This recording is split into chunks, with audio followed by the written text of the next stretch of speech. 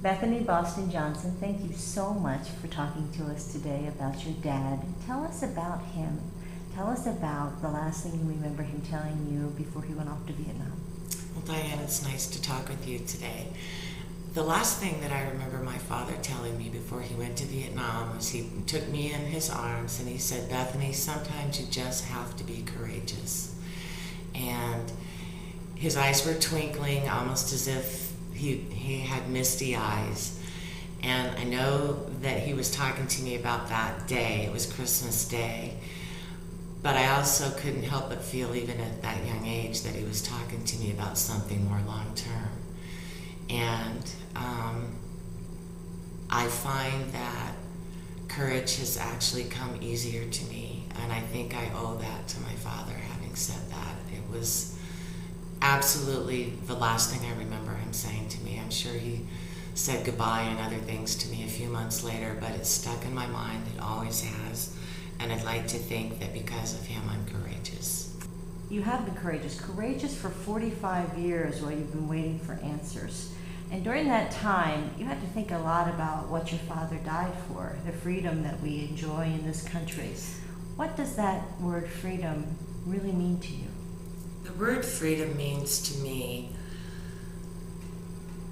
the net result of the American military protecting our country. I think that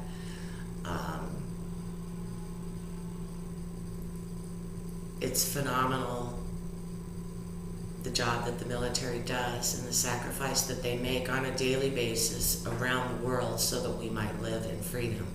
So to me, freedom means a lot of hard work for countless hundreds of thousands of Americans who, each and every one of them, ready to give their lives for the cause. And this elite group of men and women do this so that we may all walk freely around Denver today and have lunch, and we don't live in fear.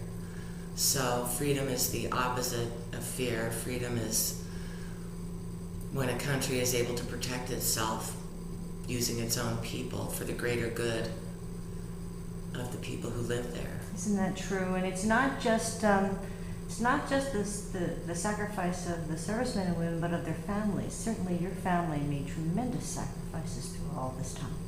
And I think that all military families are to some degree prepared to make that sacrifice. And so it is with pride that my family accepts how my father's, what his fate was. And the day that he was shot down, he was part of a very elite search and rescue mission, and the man that he was after that day came home alive. So my father did not die in vain, and that has been a wonderful part of the story.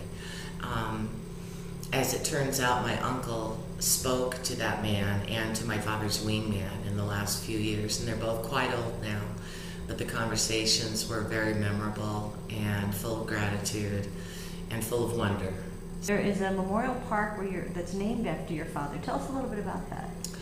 That is a park that was built by the county commissioners in Fremont County, Colorado.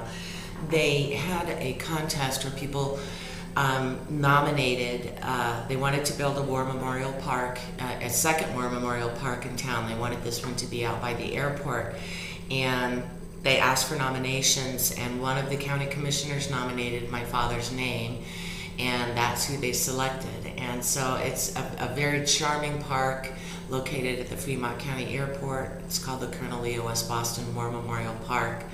It's charming, it is somber, it is beautiful, and it is very well visited by people from all over the country.